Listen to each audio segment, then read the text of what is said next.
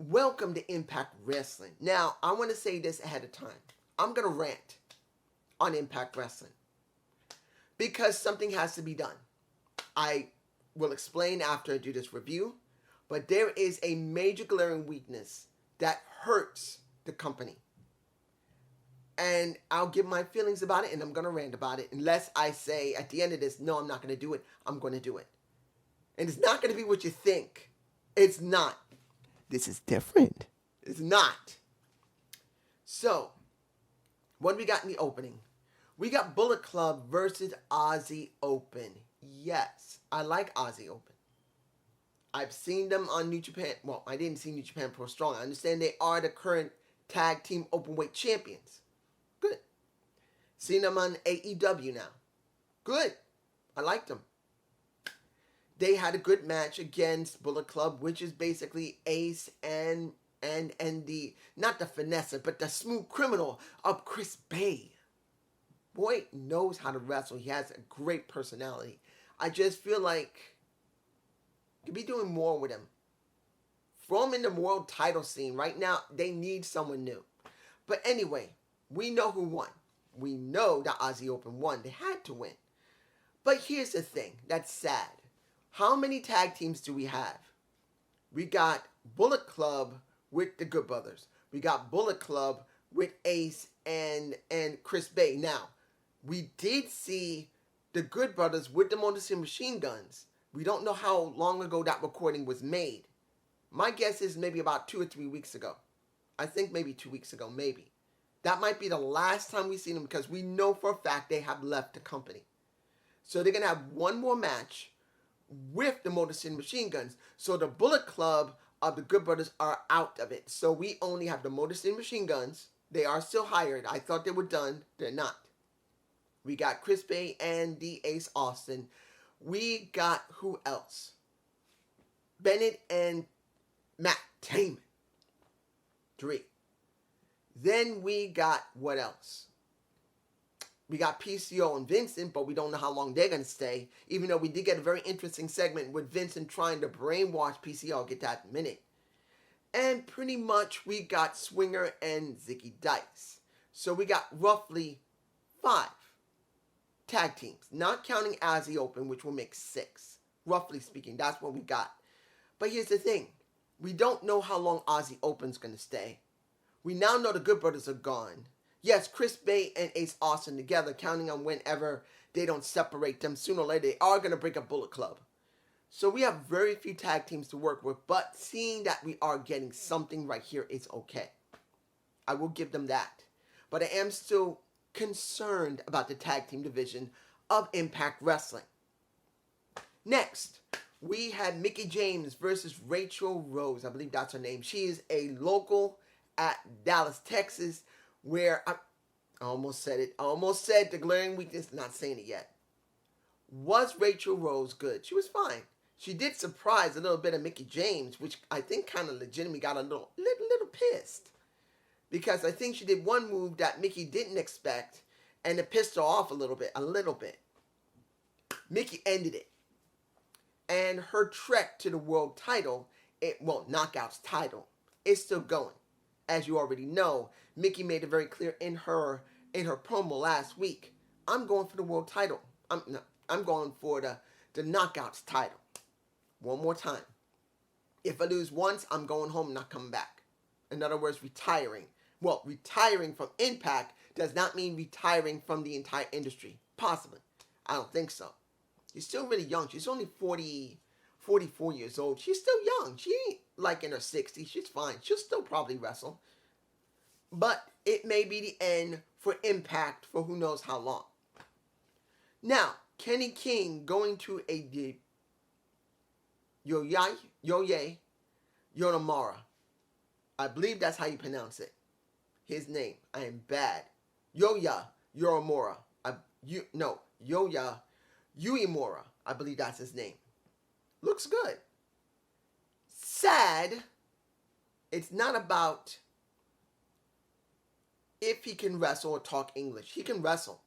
Talking English is going to be a question if he knows English or not. But here's the thing. We had several problems with this match. The build-up into the match, Kenny's acting all fun and games when he should be pissed that he lost his shot. No, not lost his shot. He lost his damn title. He thought because he won it, and then it was overturned, and then he lost again to Mike, and then lost, excuse me, my allergies. Mike Bailey. I forgot to take my medicine again. I keep forgetting. Went out today, forgot my medicine again. But he didn't even act angry when he came out. He kept skipping. This is where I don't buy a Kenny King. It's not that he can't wrestle. I know he can wrestle. I know he has some level of charisma. He can talk. But when you act like that, coming down to the ring, that's not professional. He should be angry that he's forced into a match where he can't even try and get Mike Bailey, because Mike Bailey's going to have a match next week with Daraga, with Grand Metalik. I believe that's his name. Thank you for who left that message. I couldn't remember his name. I believe it is Grand Metalik from Lucha House Party. Don't know how long he's going. And that kind of goes along with Yuri Uemura. Uemura. Here's the problem. Match was fine. Both of them did well. Mia Yim, who got pissed off because of Kenny interfering with her talk with a Scot. That means there's a good possibility that you're going to have a Mia Yim, who's literally not doing anything right now, have a match against Kenny King. Now, she's done matches with men, so there's no problem. I have no problem with it. I don't really care. As long as you book it correctly and give me a good story between Mia Yim and Kenny. But here's the problem. We got Daraga. We have Yuri. Where is where's the guy's name? I forgot his name. Koshima, who used to be on pretty much on Triple H's show at one point. And you think they would do something with him. Where is he? And Uemura, how long is he going to stay? How long is Daraga going to stay?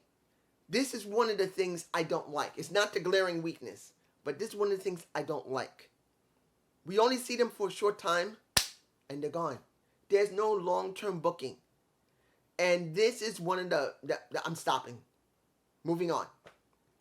Now, let's get to Vincent and PCO. Vincent, after we saw the talk from Honor No More saying they're happy to get the titles, we are now getting somewhere, and Vincent is trying to straighten out PCO, we get PCO with Vincent. And Vincent giving him shock therapy with his eyes rolled up in his head. That I can't do it. I wish I could do the eyes up in my head. I can't. But you see him have his eyes rolled up in his head, getting shocked, so he can be conditioned to follow Honor No More no matter what. I'll give you like this. It's not surprising they're doing that with Vincent and PCO. The question is, how long would it be before Vincent and PCO divide? Let's be honest. We already know that their contracts are going to be up by Bound for Glory. If they're not already and they're doing an extension. Or worse yet, they got no contract. They got no extension. And they're just sticking around, just getting paid. That will be the worst thing for us. But I digress. Let's move on to Chelsea Green versus Taya Valkyrie. And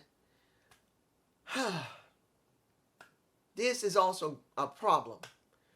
Where's the fresh meat for Chelsea Green? Where's the fresh meat for Taya Valkyrie? We got Rachel Rose for a Mickie James because she has to go through people before she can go for the main roster.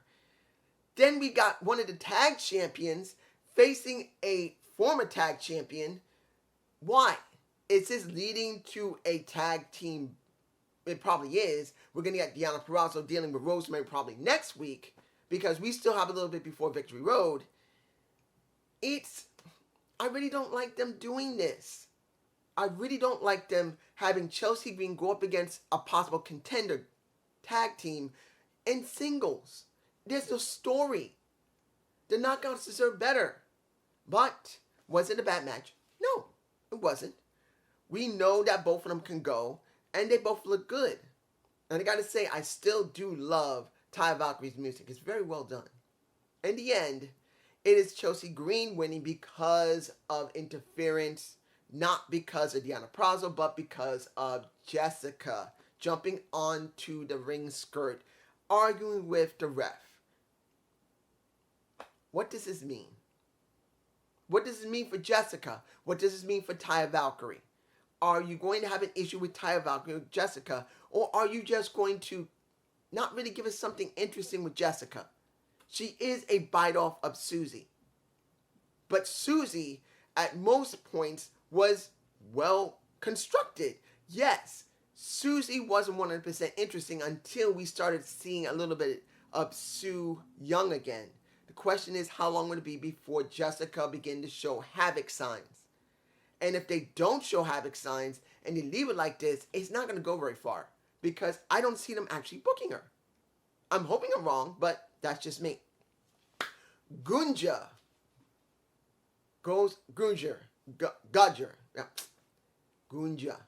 going against Brian Myers for the Digital Media Championship. Now, this is not about the match.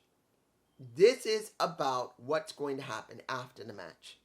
Because Gunja DQ'd himself by hitting Brian Myers in the face with the damn title and basically saying, and then Scott allowing another match between them where the title is going to be hanging overhead and both of them have to face one another at Victory Road, I believe.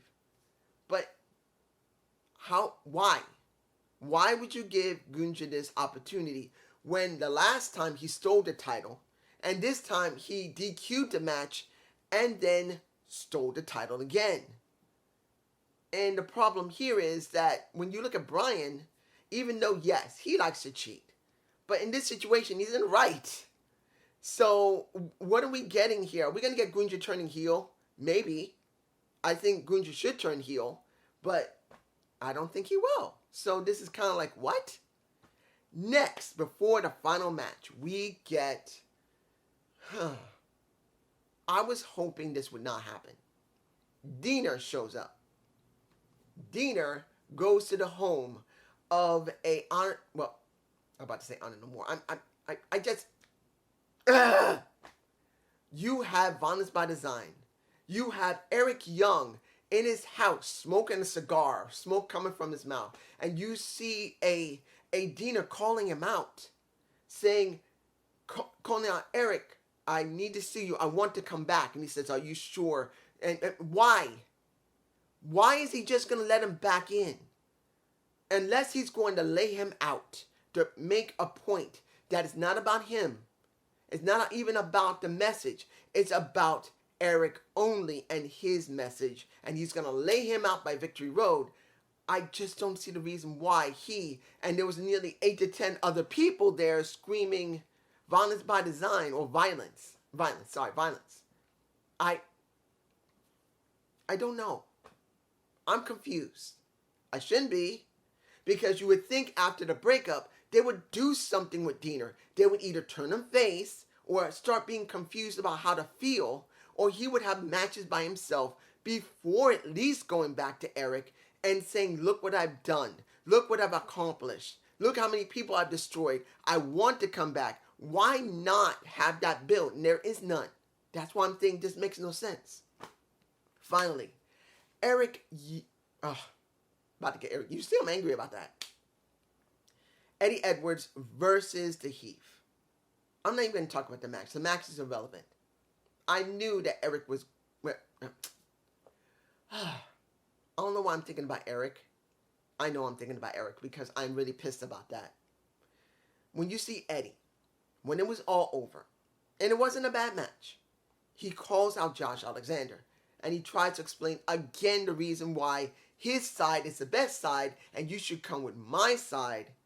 But in the end, he says no, and there's a fight. And basically, Eric and his crew destroys not only Rick Swann, not only Heath, but a Josh Alexander. And he holds the title over him while he's laid out on the floor. And I'll probably use that as a thumbnail. But the key of this is that they're still building into Bound for Glory, which is in October, maybe about a month or so from now. I think October 7th, Bound for Glory. So we got a month or so. So they're still building.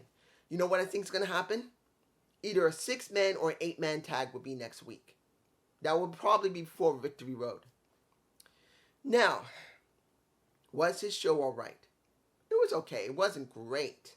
And I know I can talk about Tasha Steelz and what's going to happen next week, where she's going to be on commentary, where Killer Kelly is going to pretty much want her to be at ringside to see what she's doing, because she likes people watching.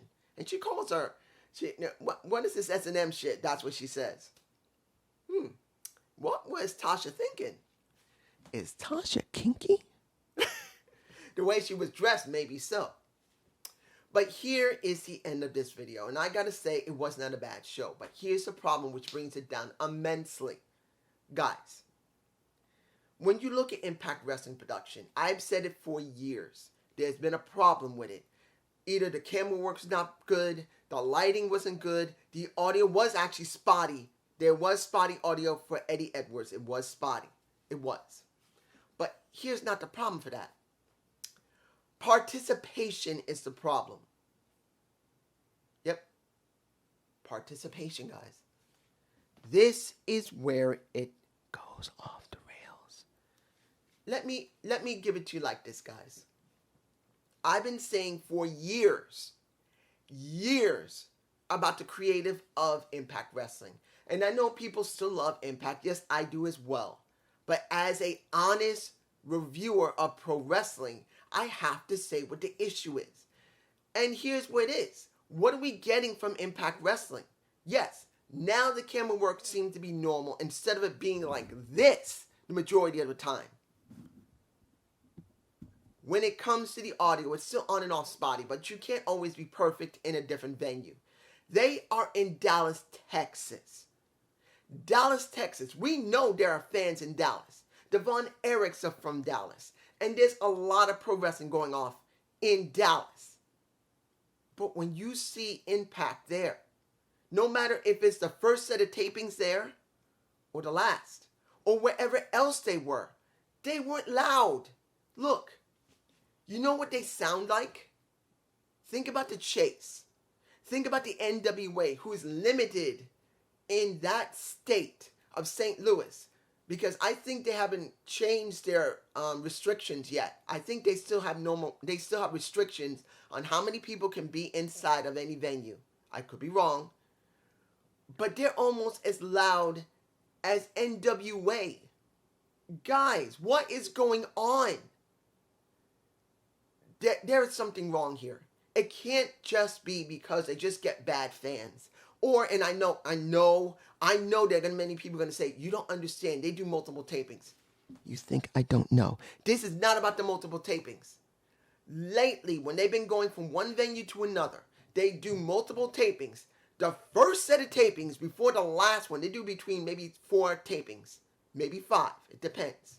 Over a couple of days, they do 4 to 5 tapings. That'll last at least a month. Maybe they may even do 6. It depends. If there's going to be a pay-per-view coming up, or an Impact Plus show, they may only do maybe 6. If there is nothing, they could do up to 8 in a couple of days. In 2 days, 3 days maybe, they can do 2, 4, 6. Or maybe they'll do 4 days, and they'll do 8. They'll do 2 months of content in the same venue. It depends. But lately, from the first set of tapings to the last, enthusiasm is low.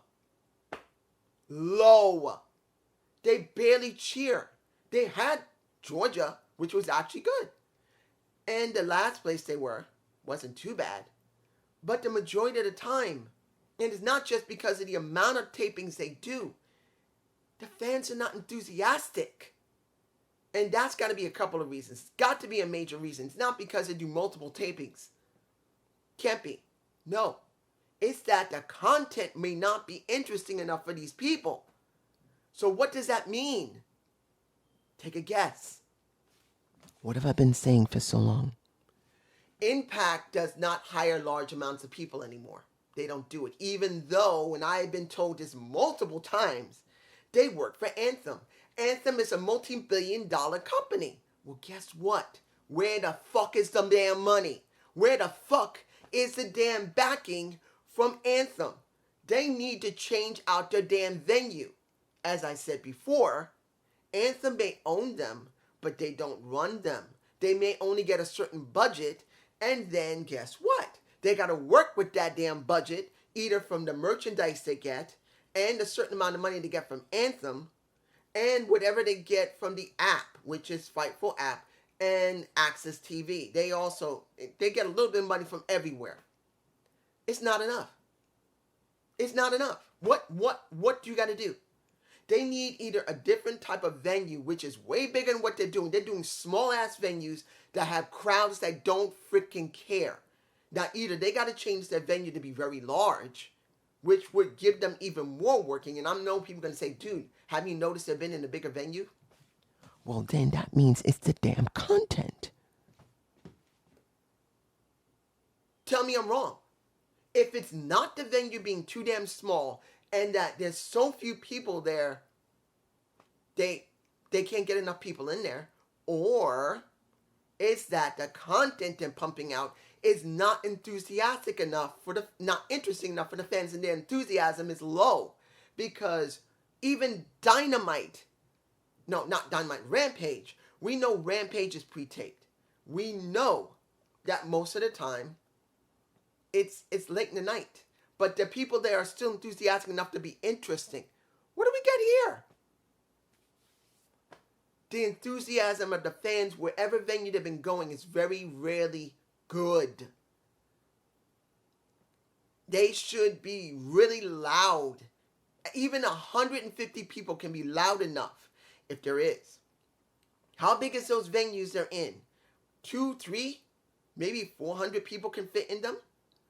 And they barely cheer. They barely clap. You tell me what needs to be done. As far as I'm concerned, if it's not the venue being too damn small, it's got to be the content. So that means they need to permanently make a request to Anthem to give them more funds to hire people. Now, if they don't do it, then they'll never get anywhere. And this is nothing but trash. And that's saying it from a guy who's a die-hard Impact fan who's been doing this for, guess what, 10 years.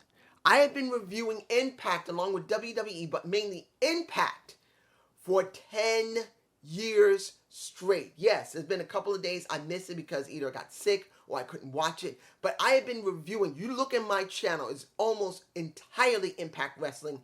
Next to WWE, a little bit of reality of wrestling, a little MLW, a little bit of other promotions, and AEW, NWA. But it's been Impact I've been reviewing constantly. Something needs to be done. Something is wrong. It cannot just be because they do so many multiple tapings with the same people. It can't be. The first set of tapings sound the same as almost the last.